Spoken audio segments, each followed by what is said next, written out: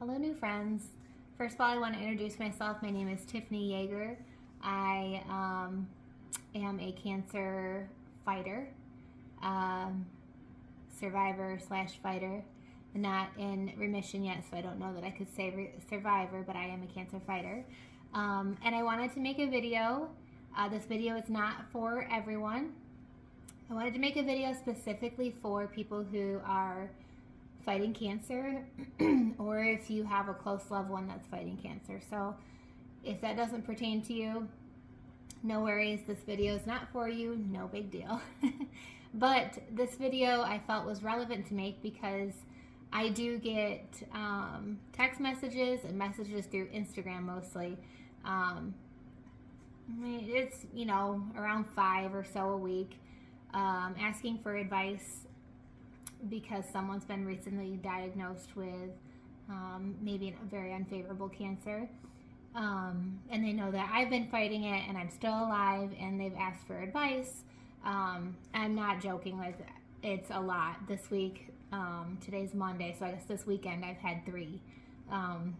So it's continual, and I want to answer them all, and I want to help you, and I'm so glad that people have come to me themselves or their loved ones with just some advice, or to say that they just really appreciate my perspective on life, and the journey through cancer diagnosis, and it really means a lot to me. So I figured if I made a video, it would be easy to just have people share this with their loved ones, or if you find it and it's yourself, to have this to look back on. It's not medical advice by any means. This is just my own personal things that I've done to help me with my unfavorable diagnosis. So I guess I should say, I said I'm a cancer fighter. I was diagnosed with acute myeloid leukemia 2 years ago to the day. And there's a few different kinds of leukemia.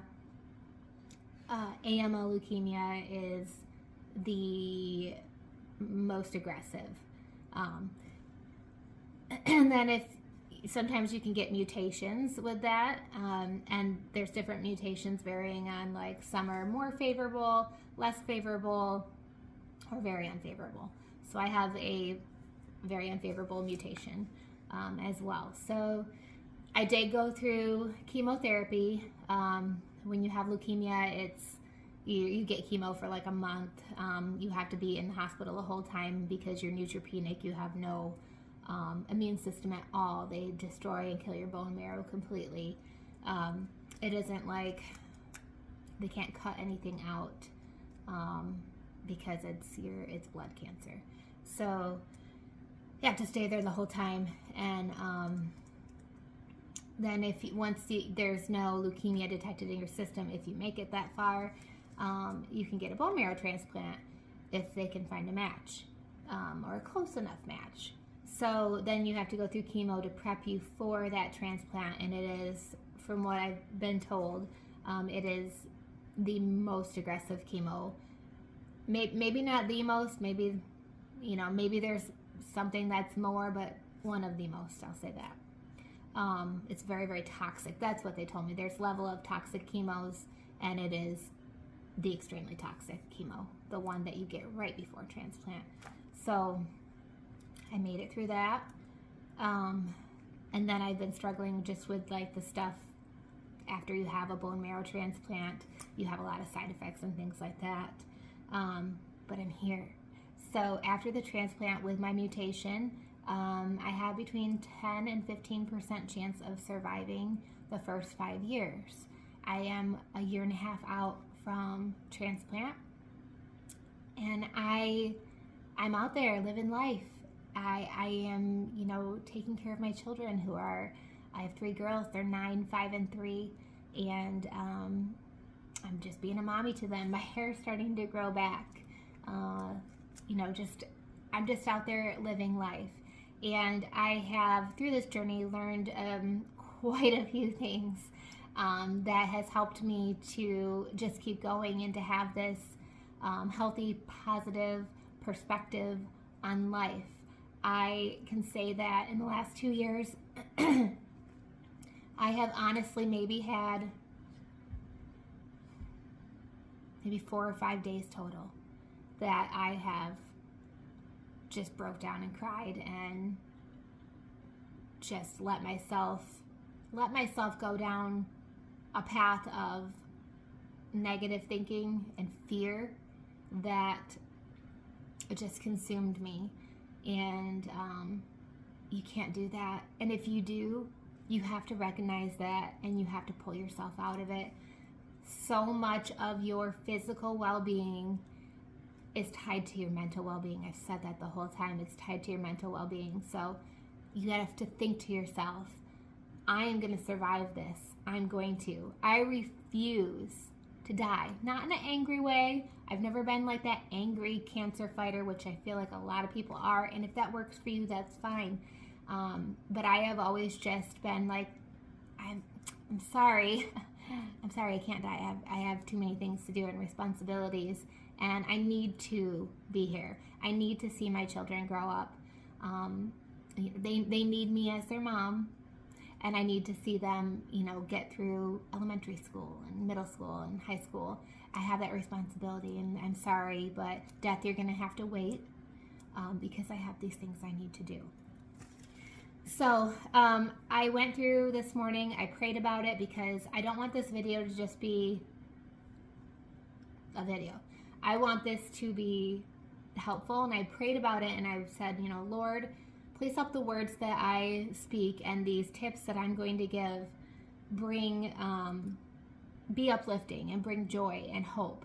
I don't want to speak words just to speak words. So I've prayed about it, and I took the time to jot down some things, each point that I want to make, the things that I felt were the most relevant to me. And again, like I said earlier, this video, it's not for everyone. This is specifically for people who have cancer or for people who are close to someone that's been diagnosed with cancer, and maybe it's terminal, maybe it's your chances of surviving are very small. This is for you. So I made, about, I think 11 points, and I'm sorry, I really don't want this video to be long, but I want to say everything that I want to say. Hopefully it's not too long. So point number 1 is your health. Don't think, I'm going to die anyway. I'm going to die anyway, so whatever, and be eating out fried foods and not taking care of your hygiene, not taking care of yourself in general, your well-being. I'm going to die anyway. Don't think that. Because if you think that, that's what's going to happen. I'm not saying that's what's going to happen, but it's very likely. You have to think, I'm going to live. How am I going to help myself live? Every day with everything you do, I'm going to live. Don't live in fear, but I'm going to live. So you have to take care of your health in whatever way that works for you. 2, and this was recommended by my doctors at the University of Michigan, which is where I had my transplant and where I'm being treated. I'm still there twice a week. A bucket list. So this is not a bucket list as in I need to do these things before I'm going to die. I think there was a movie like that when I was a kid that came out. It might have even been called The Bucket List. I don't know. But this is a bucket list of these are the things I'm going to do while I'm surviving. Now I'm going to live life. I am going to do it. And I know that's hard because a lot of us, like myself, we lose our careers. Cancer steals that from us. We're not able to work. And if you are, awesome. If that works for you. I'll get to that later on. So the bucket list of I'm going to live. So when I first came out from transplant, I took my kids to Disney. We went to Disney, and I actually had won a free stay a few years before at just a regular condo or whatever down there, not on the Disney resort. But hey, that was half the battle, so we're definitely going to go. And we went, and we just soaked it all in. We enjoyed it. We didn't get any special treatment or anything like that. We were just regular people, and we just made the most of every moment. We loved it. We absolutely loved it. I had a great time. Did everything budget friendly wise, but had a great time. And then last year, I actually had a trip that was already booked before I got sick. It was supposed to be for my 40th birthday. We were able to push that back a year, and so because of my diagnosis. So then we ended up going last year. So that would have been this past spring. Right now it's January. So this past spring, the trip was to Hawaii, and it was just my husband and I. So we went and did that trip to Hawaii, and it was already paid for. So there was that, and then I'm not working. I've been let go from my job, which is fine. The University of Michigan worked directly with my EEO office, my equal employment office at my work, and I had signed everything, like you can provide them all the information. So all along they've been like providing them information, and they pretty much told them like Tiffany's not gonna be able to come back to work. So they did let me go, which is a super bummer because I lost my health insurance. So right now I am uninsured. But my husband and I are figuring it out. We're gonna figure it out, and it's gonna be okay. And I'm not gonna stress about it. Because I'm not gonna let that stress ruin my healthy mindset, my healthy body. My husband has been amazing at, picking up those things for me. He says that my only responsibility is to focus on living, and that's what I'm doing. So anyways, we've been saving and budgeting. I've been selling some things. He's been selling some things. He's been also working like extra hard. He's started a new career, and we've saved and we budgeted, and we literally stretched every penny, and we have another trip coming up. So my nurses and doctors encourage me to take a trip every year. It gives you something to look forward to. So now we're going to be going on a cruise, and taking the kids, my husband and I, and the kids. And I do have external port with lumens outside of my body because I get some treatments at U of M twice a week. I'm having surgery to have that removed and surgery to put it back in. I know that sounds extreme, but I told my kids, we're going on this trip together. It's a bucket list trip. I will swim with you. My daughter was like, well, Mom's not going to be able to swim because I have to be careful when I shower. I can't get in our hot tub. I can't do those things now because this can't get wet. So they were like, well, Mom's not going to be able to swim. And I said, no, I'm going to swim with you. So I am going to have this removed for about 2 weeks. It'll be removed 2 weeks before the trip because it has to close. And I'm going to swim with my babies, and I'm going to make those memories, and I am not going to make them feel like I missed out. We're taking this trip together, and Mommy's going to be there with you, and we're going to do these things together. And then as soon as I get home from my trip, I'll have surgery to have it put back in. I have had one of these. This is my second time having one.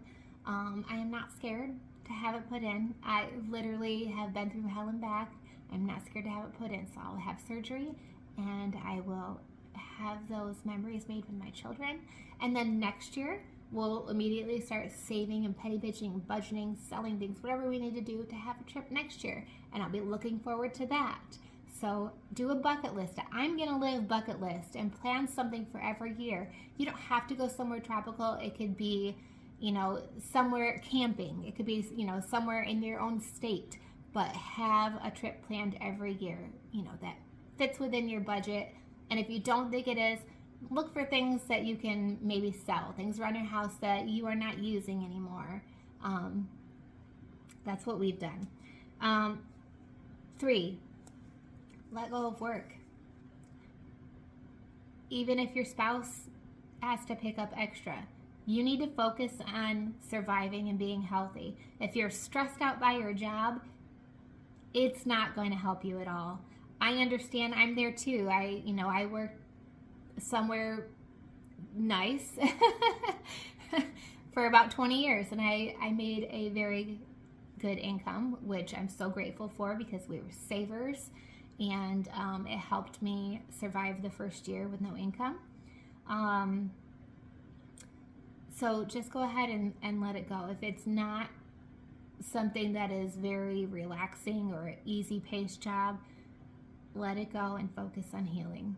Your spouse will have to pick up the extra, which I'm sure they will gladly do it. My husband has gladly done it because he wants me here. He wants me to survive.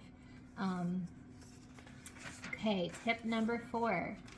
Do the things that bring you joy.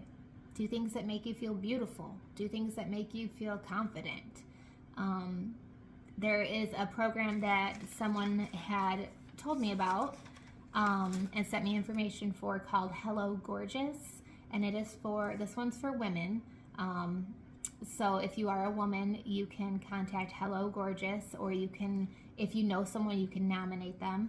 And they will send you a kit of amazing things to help you feel gorgeous. They will send you, cancer-friendly makeup, face washes, perfumes. They sent me a whole outfit. Like, what kind of stuff do you like? They sent me like these cool like joggers, and a jean jacket that was Michigan State.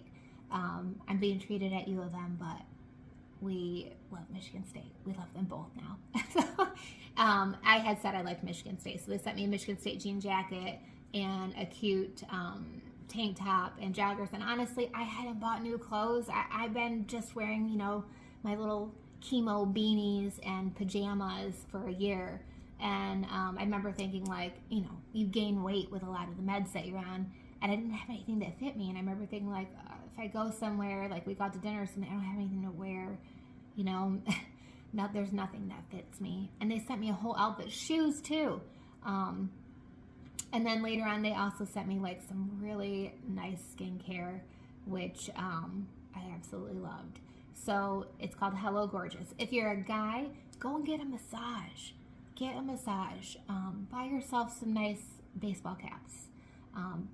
Some lotion for your head. If you've lost your hair, some nice lotions, baseball caps, get a massage. Just do something that makes you feel good about yourself. And schedule it like every 3 months. I know massages are expensive. I'm there right with you, but maybe every 3 months. And then know, like, okay, well, I'm at the store. Do I really need this? Probably not. I'm going to save that money and put it towards my massage.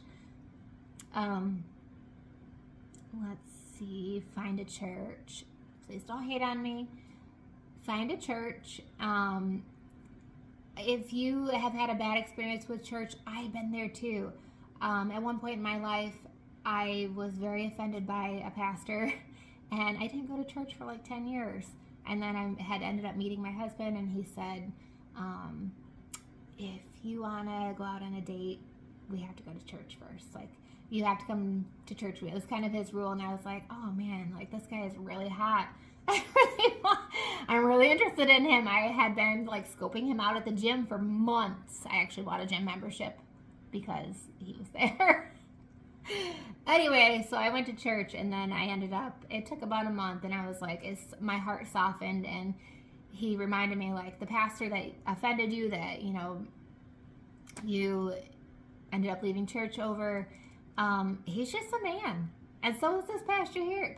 They're just men. They are not God. Okay, they're not God. They make mistakes. Yes, they should be held to a higher, we should hold them a little bit higher accountability. But at the end of the day, they're just people. Find a church. I always recommend going to like at least 5 churches, just visiting. And then pick a church that is, close to your home, so it's not like too far away, and it's too much of a commitment, like in the winter months or when weather is bad. Something that's not too far away, but if you have kids, they have to have a kids program. Because we had went to a church before and I really liked it, but there was nothing for kids at all. Nothing at all. No Sunday school even. So something that works for your kids, and something where you feel at home. You don't have to feel like you have to go totally dressed to the nines, but you feel comfortable there. Find a church where you feel comfortable. You can go casual. They have a kids program. It's not too far from your house. It's okay to visit multiple churches. Totally okay, because if you just go to the first church that you visit, you might be missing out on something that's a better fit. And there's so much, you'll get so much out of going to church. So much. I also have the Bible app, which is for iPhone and Android. YouVersion Bible app, and I get to do Bible studies. I can do them either alone, or I can invite friends or my husband to do them with me, and then we could chat, and they're like, okay, what did you think about today's lesson? You don't have to chat at all, though. My husband tries to chat with me all the time. I'm like, so it's totally up to you. So find a church and the Bible app. Number 6, drink water. When I was first released from the hospital, they said most of our people, like 60% of our transplant people, are back here within a few weeks because of dehydration. They're dehydrated. I can tell you that I totally razzed people with Stanley Cups, like totally razzed them. Like, that's so dumb, blah, blah, blah. But I can tell you, my husband let me get a Stanley Cup. He encouraged me to get one. I got one. It's a 40-ounce cup. And I know that I need to drink 2 of these a day. I keep it with me everywhere I go. It's very convenient. Before I had like a smaller like cup, or I had like a single-use plastic bottle. And that doesn't hold very much water. And so I would realize I'd get through the whole day and I would just drink 1 bottle of water, or 1, glass of water. If you have this on you, it kind of forces you to drink more, and you only have to fill it twice, so it's not like you're constantly filling water. Drink half your body weight in water. It's very, very helpful. It will keep you out of the hospital from dehydration, which is so easy to get dehydrated when you're going through chemo or after chemo or transplant. So stay hydrated. Tip number 7, join a support group on Facebook. I am in a few support groups on Facebook, and they are very helpful. There have been times where I've had to like mute them because there were things that felt overwhelming, or they made me feel bad about myself, like, you're gonna die. So I've had to mute them before, but overall they have been very helpful because I can ask questions in there. Now, I am in contact with, I'm at U of M twice a week. I also ask my doctors in my little U of M app constantly different questions and things. But there's questions that you might not want to ask your doctor. Like, I've asked people like, hey, I'm getting ready to go on this medication. What is everyone's experiences with this? Have you taken it? How long did you take it? How did you feel? Different things like that are very, very helpful. Or there's people who have said like, hey, I had the same cancer, the same mutation as you, and I survived. I'm here. It's just very helpful. My support groups are literally for like AML leukemia or bone marrow transplant. So those ones pertain to me, but there's support groups for every kind of cancer. I highly recommend doing that. Number 8, don't be afraid of traditional and holistic treatments. So my oncologist and my transplant doctors do not support me doing anything holistic. They're like, no, girl, we're not going to do that. We're doing traditional therapies. And I disagree. I do both. And let me say, I have never found anyone, I've never been able to find anyone, and at least with my research where I've been looking online and everything, who survived AML leukemia without chemotherapy and transplant. Some people can survive a few years. Some lucky ones can survive a few years without transplant, but then it will relapse.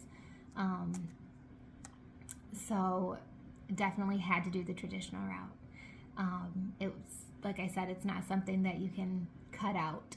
It's not like a tumor that gets cut out. So I do my traditional treatments, but I also do holistic stuff, even though they said no. I am in charge of my own health, and I do both. So I do take oral chemo still every day. It's an inhibitor for my type of mutation. But I also do holistic stuff, and I probably have to make another video because this one's already like 25 minutes long. Another video on the holistic things that I do or take, but I do both. And it's okay to do both, even if they say no. It's okay to do both because it just helps your overall chances, right? What could it hurt? You wasted your time? Do both. Focus on your kids. If you have kids, focus on them because kids are always happy. Yes, they whine and they cry and yada yada, but overall your kids are happy. Focus on them. Be around them. Just soak up their energy and their life. If you don't have kids or you're older or you're younger, get a dog. Get a dog. We got a dog.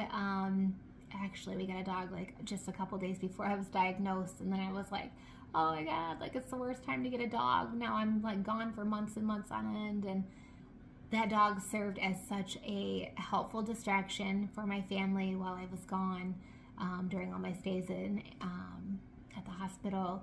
And then since I've been home now, I'm not at a 9-to-5 job. I just love having her here when my kids are at school. I love having a dog. It brings me so much joy. If you're not a dog person, maybe a cat. Just something to give you a purpose. You're taking care of them. You're soaking up their good energy. Okay. Number 10. Getting close to the end. Sorry, not sorry. Number 10. Don't allow yourself to die. I'm not going to allow myself to die. I have things I want to do. I need to see my kids get through school. I will not use words of death. I am aware of my statistics. I am aware of the percentages that they've given me to survive. And that's good. You want to know that stuff. You need to know that stuff. But I won't use words like, when I'm gone, please do this or that. So when I die, I'm not going to use those words. I'm not going to do it. I am going to speak life. There's a Christian artist that I absolutely love. His name's Toby Mac. He has this song called Speak Life. You have to speak life into yourself. So I speak life. Like, okay, we have to get through these first 5 years. When we get through that, like, okay, I'm speaking life constantly into myself. My husband speaks life into me. We're going to make it. We're going to make it. And this is what we're going to do. And, oh, I can't wait until these treatments are done and we move on from that. Everything's a stepping stone. You're just moving on and moving forward. Don't think about dying. Don't allow yourself to go there. Remember what I said earlier, so much of your physical health is tied to your mental health. Speak life into yourself. Number 11, and this is my last point. You have the right to refuse things. So when I was stuck, every time it was like 5 weeks. It was like a little over a month every time I was getting chemo. And then also transplant, which was like 6 weeks. They will just tell you, this is what we're doing. This is what we're doing. And they mean well. Your doctors mean well. They went to school to be a doctor, not because they just want to take you off. They mean well. But nothing is really personalized. So this is the treatments that we're doing, yada, yada, yada. This is what we do for everyone. You have a right to say no. I went months before, and I was feeling frustrated, like they're forcing me to do this or forcing me to do that. And then one day I said, can I say no? Can I say no to that? Do I have that right? And I didn't know. Honestly, I didn't know. And I asked my doctor, do I have that right to refuse this? I'd like to refuse this, And they'll give you, the options of, well, you could, but, yada, yada. But just remember that you have the right to say no to certain medications, to certain treatments. I said no to a medication earlier, like last spring, because I went to the manufacturer website and I read all the side effects and different things and thought, I don't want to take that. And I said no for about 4 months until I just felt so much pressure. Like, you're going to die. Like the stuff that they were saying. Finally, I just caved and I took the medication. The medication did not help. The medication gave me more skin cancer, which I dealt with the whole time I had leukemia. I had my entire nose removed, not a part of my nose, but my whole nose removed during my initial chemo treatments, and had a lot of facial surgeries of skin cancer. And this medication, I knew from what I read online, can cause skin cancer. And I thought, well, I already struggle with that. So I kept saying no. It didn't help. It caused 2 new skin cancers to pop up, which I had to have surgery for. Again, total mess. I ended up getting off of it, and I thought I should have stuck to my gun. You can refuse medications. You can refuse treatments. You have that right. Just because you've been given an unfavorable diagnosis doesn't mean you have to do literally everything that they're telling you to do. You have the right to choose. So choose what feels right for you, and look things up, do your own research. And those are all my points. So I guess I just want to wrap it up by saying again, speak life. Speak life into yourself. Don't let yourself go down that road of I'm gonna die, or what your percentages are, your statistics. Don't go through it. You can be aware of them. That's totally fine. But don't let yourself get consumed by it. If you feel you need counseling, no shame. Like literally you're fighting for your life. Get counseling. Find yourself a good Christian counselor if you can. A counselor that's going to help you, focus on the positive things. If you want any further information, you are free to reach out to me. I will pray for you. I will call you if you want me to and pray for you. My husband and I, we can call you together and pray for you. You can reach me through Instagram or Facebook. It's Tiffany Yeager. On Instagram, it's Yeager Ohana. And I just hope that this video was helpful. I'm sorry it's 30 minutes long, but I hope it was helpful. And feel free to reach out. Thanks.